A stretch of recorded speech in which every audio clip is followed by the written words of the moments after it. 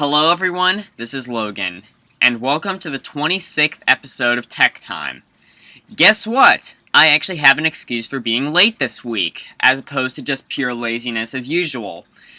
It basically goes, me and my friend were gonna do something in place of Tech Time this week, but he decided not to do it this week, and I'm not going to go too into depth on what it is, in case he, backs out of it completely. All I will tell you is that there's a possibility that Tech Time will only be done every other week from now on. Anyway, with that being said, let's get on with the first thing. Well, guess what? The Apple TV 5.4 update was just released. And then taken down. And then released again. Basically, if you don't get the story, this is how it happened. To start out with, it was released on Friday, September 20th, so the same day that the iPhone 5S and the 5C came out. And they took it down for a reason. It would actually brick the Apple TV that it was running on. Dead serious. So, what ended up happening is Apple took it down and then brought it back. They took it down, I think, around Saturday or Sunday, and then brought it back, I believe it was Monday or Tuesday. So, yeah. I mean, Windows has had some glitchy operating systems, but nothing that would make your computer not physically work. And not to mention the fact that Apple doesn't even give you the mini USB cable that you need to plug into iTunes to restore it. I mean, do they expect everyone to have it?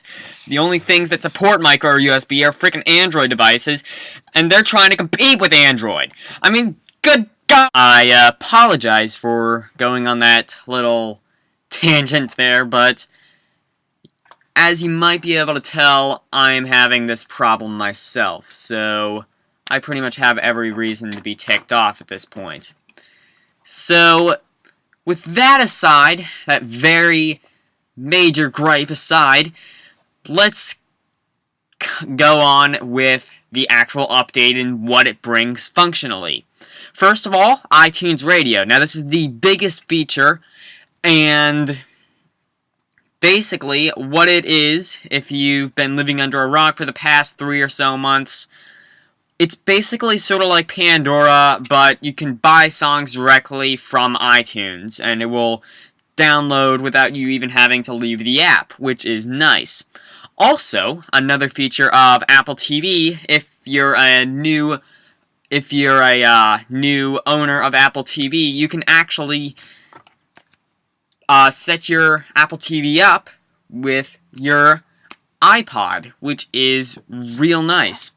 I do quite like that feature.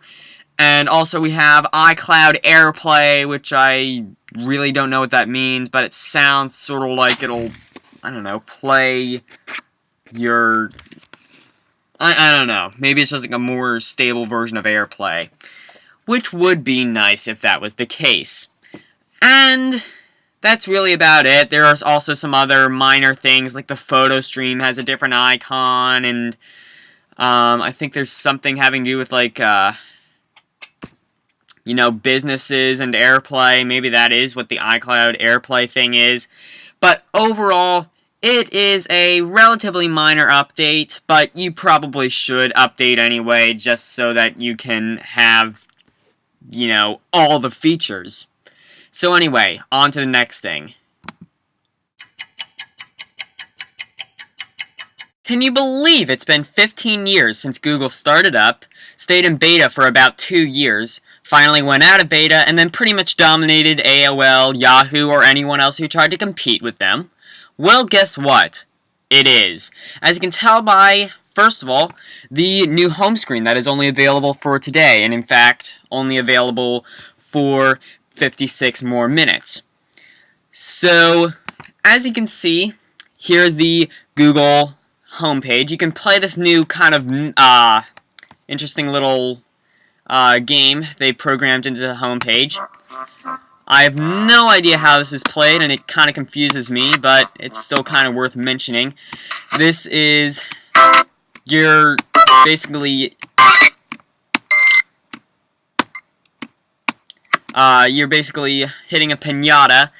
I will admit this game would probably work a bit better if you were blindfolded, but, you know, it still kind of is a pretty good game, despite being very confusing and difficult to understand.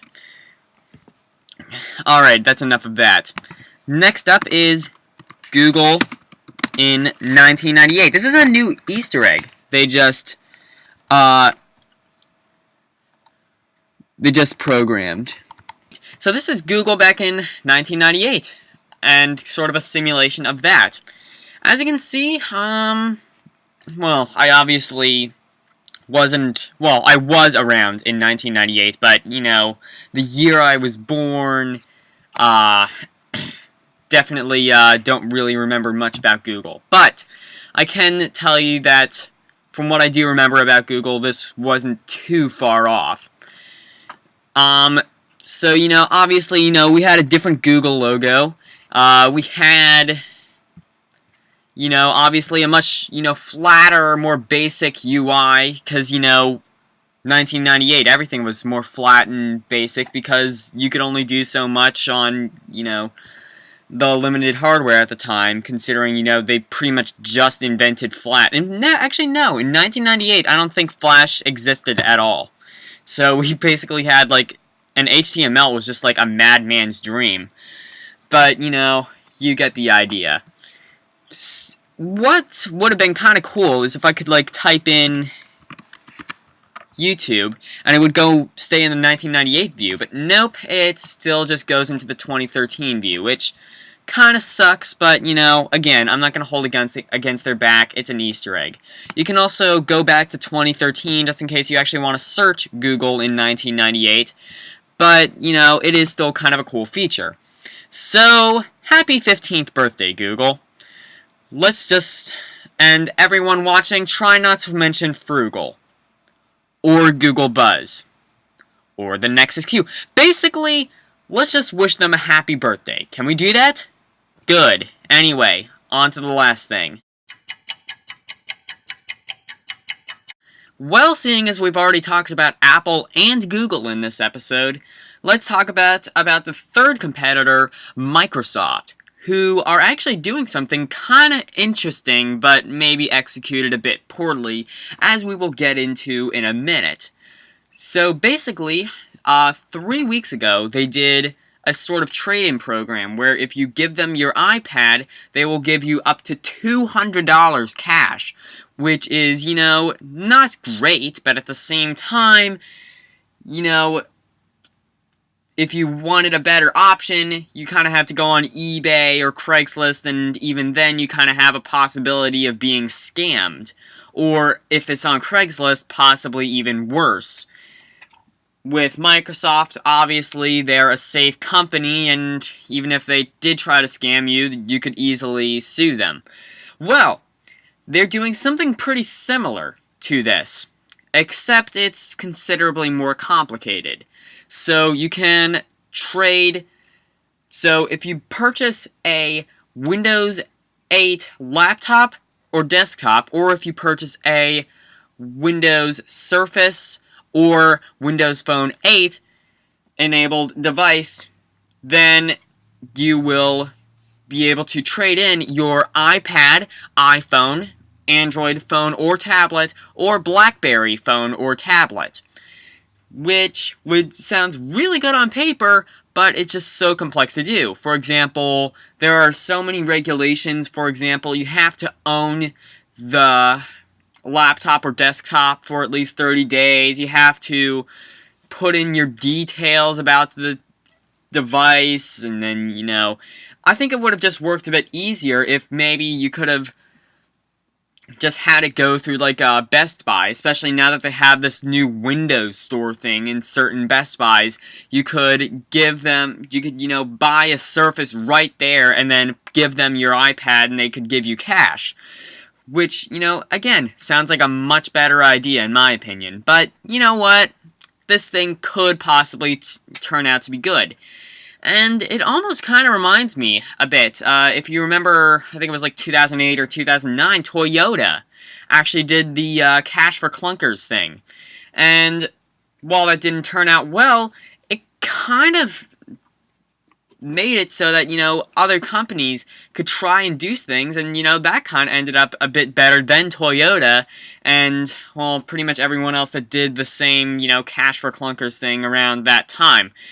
So, I don't know. I think this could be a very profitable, not only profitable, but also very environmentally, efficient way of doing things.